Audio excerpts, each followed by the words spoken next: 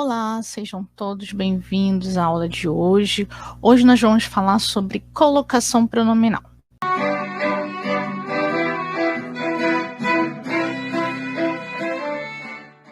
Hoje nós vamos falar sobre ênclise, que é um tipo de colocação pronominal. Nós já vimos as outras duas que estão disponíveis aí.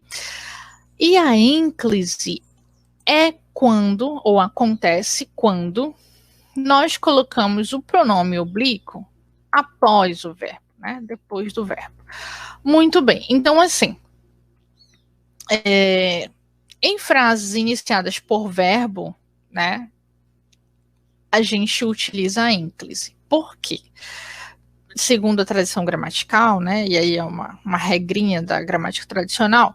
Se você inicia uma oração com pronome átono, oblíquo átono, você está fazendo incorretamente esse uso, né? Segundo a tradição gramatical.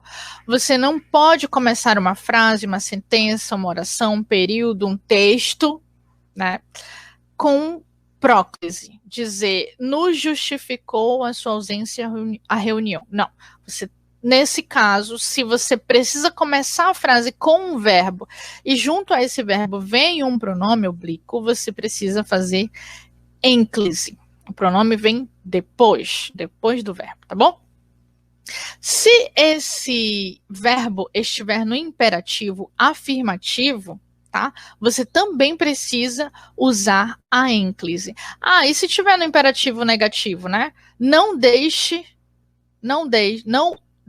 na gaveta do armário. Tá falando, por exemplo, do microfone, para você ou deixar ou não deixar na gaveta do armário o microfone. Tá? Vamos pensar assim, contextualizar o exemplo. Se eu uso imperativo afirmativo, eu devo dizer, segundo a tradição gramatical, deixe-o na gaveta, tá? Se eu não quero, aí é não o deixe. Lembra lá que, nesse caso, você vai assistir lá a aula de próclise, nesse caso, o que seria o correspondente, né, o que seria o objeto do verbo, ele vem antes do verbo, e como eu tenho o não, aí a gente faz o uso da próclise, tá?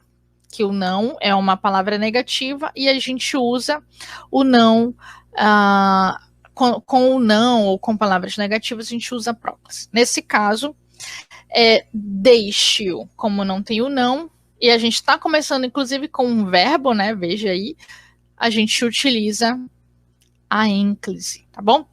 Agora sim, gente, vamos pensar aqui um pouquinho. É diferente dizer...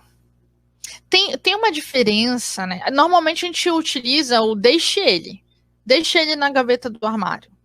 Ou deixa ele, né? A gente nem usa a forma do imperativo mesmo. A gente usa a forma do indicativo, deixa ele no armário, né? Bem, nenhum problema, né? Mas tem diferença, por exemplo, de significado, quando você está brigando com alguém, né? Por exemplo, você quer que a pessoa te deixe em paz. Você diz, pela regra da gramática, você deveria dizer me deixa em paz. Me deixar em paz, né? Perdão, desculpa, confundi. Como a gente diz, na verdade, me deixa em paz, né? Mas pela regra da gramática, você deveria dizer deixe-me em paz. Gente, é muito diferente, o significado é diferente, né? Tem diferença, assim, brutal dizer me deixa em paz. Parece que você está mais estressado, parece que você realmente está de pavio curto, não quer conversa, não quer papo com ninguém, né? É diferente dizer deixe-me em paz, né? Que é como a gramática diz que você deveria falar, utilizar, escrever, enfim, né? Bem, é muito melhor dizer me deixa em paz, não é?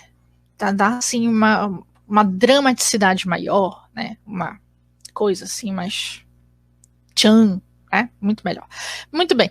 Enfim, Mas quando, segundo a gramática tradicional, o verbo estiver no imperativo afirmativo, você deve usar a ênclise. Então, deixe-o na gaveta do armário, tá bom? Também quando o verbo estiver no gerúndio e ele não tiver precedido, ou seja, não vier antes dele, a preposição em, né? Então, não se explicou, deixando-nos apreensivos. Veja que também tem aí a questão da vírgula, que eu falei na aula de próclise, tá bom? Que é o seguinte, quando você tem uma vírgula, é como se, tá? Nesse caso, até é verdade, tá? Você está começando um novo sintagma, não seria necessariamente um novo período, porque o período é até onde vai o ponto, tá bom? O ponto em seguida, por exemplo, né? Mas você está começando um novo sintagma, uma nova estrutura ali, né? E nesse caso mais específico, você está começando uma nova oração mesmo, né? Porque eu tenho a oração explicada, primeira parte da sentença, e na segunda parte eu tenho o verbo deixar, então eu tenho a segunda oração. Então, nesse caso, quando a gente usa vírgula, aí a gente não pode, se a gente estiver começando com um verbo depois da vírgula, e não tiver nenhuma palavra que exija o uso da próclise, você tem que começar com ênclise, tá bom? E aí você vai fazer e vai dizer e vai escrever deixando-nos, tá bom? E também se o verbo estiver no infinitivo impessoal, né? Quando a gente tem as formas verbais terminadas em AR, ER ou IR, tá bom? Ou em determinados casos, OR, né? Porque a gente tem o verbo por, que termina em OR, e tem os seus derivados, né? Compor, repor, transpor, enfim. Tá bom? Então, nesse caso, também a gente usa a ênclise e o pronomezinho vem depois do verbo, tá bom? Agora, tem uma coisa que é interessante quando a gente usa a ênclise, viu? E isso é importante de nós sabermos. Porque, assim, algumas formas, quando a gente vai fazer a junção do pronomezinho com o verbo, né, que a gente vai inclusive colocar o hífen, lembra lá do hífen, não pode deixar de ter o hífen, tá bom? Nesse caso, gente, a gente vai ter algumas alterações fonéticas, claro, para ajudar na pronúncia, até na recepção, né, do som. Então, por exemplo, no caso das formas terminadas em R, Z ou S, viu? A gente vai usar a forma lo, los, lá ou las. Por exemplo, encontrar o amigo, encontrá-lo, tá? Com a ou a gente acentua, tá? Acentua aqui o finalzinho, ó, antes do hífen, tá vendo? O encontrá-lo e o fê-las, fez as tarefas, fê-las, tá? É estranho, né? A gente não tá acostumado com esse tipo de estrutura, mas a gramática diz que é assim, tá bom? Então, eu tô só dizendo como é que a gramática diz, tá bom? A gente diz fez elas, né? Você não fez as tarefas? Você não fez elas? Bem, sem problema nenhum. A gente utiliza o pronome, a gente não utiliza o oblíquo, né? A gente utiliza o pronome pessoal mesmo, no caso reto, no caso, tá bom? Porque o pronome oblíquo também é um pronome pessoal. Muito bem. Então, vamos lá. Estudamos os assuntos, estudamos-los. Veja que o S final da forma estudamos, ele cai, assim como as demais letrinhas, o R e o Z, né? E essas letrinhas dão espaço ao hífen e a gente coloca a forma lo, lá, los, las, tá bom? E como eu ia dizendo, se terminar em A ou E, essas formas, elas são acentuadas. Thaisa, mas é acento agudo ou é acento circunflexo? Bem, depende. Vai depender do som. Se o som for aberto, é acento agudo. Se o som for fechado, é circunflexo. Se terminar com O ou I, viu, gente? As formas não são acentuadas, tá bom? O ou I, as formas não são acentuadas, tá bom?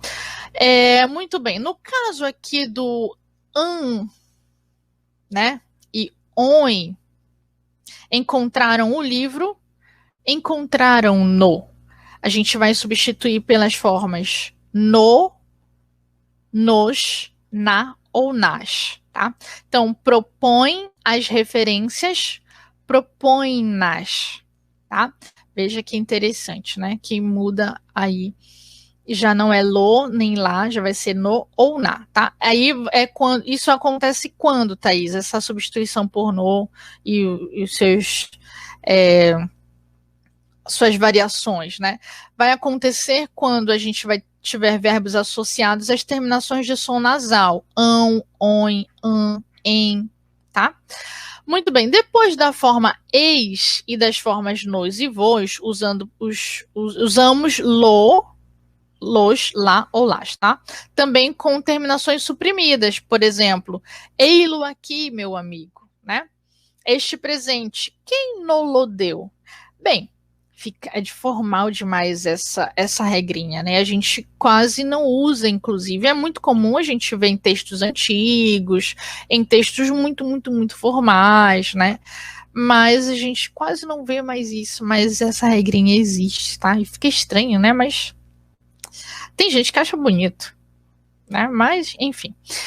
E também a gente tem aqui essa regrinha aqui de baixo eu já falei, né? Que é o imperativo afirmativo, ó, deixe-me falar, né? Deixe-me ver. A gente não diz assim, né? Faça-o sair. A gente diz, deixa eu falar. Veja que tem uma diferença forte, brutal de significado, até da força com que você quer imprimir a sua opinião ou a sua fala naquele momento, né? Deixa eu falar, deixa eu ver. É diferente de dizer deixe-me falar, deixe-me ver, né? Isso é importante para o discurso, né? Para o momento, para o contexto. É bom pensar tudo nisso, levar tudo isso em consideração. Muito bem, mas do que eu quero falar aqui é essa regrinha C aqui, tá bom? Que é o seguinte, quando a gente tem o verbo na primeira pessoa do plural, tá? Quando a gente usa a forma nos junto desse verbo, ela perde o S final. E a gente coloca nos, tá? Sentimos-nos honrados com sua presença. Gente, para algumas pessoas parece uma coisa assim muito educada, né? Dá essa sensação realmente de muita educação, né? E aí a gente tem essas regrinhas aí sobre a colocação pronominal no caso da ênclise, tá bom? Muito bem, então a gente termina a nossa missão de falar sobre a colocação pronominal, no caso mais específico da aula de hoje, da ênclise. E eu encontro vocês na próxima aula. E até mais.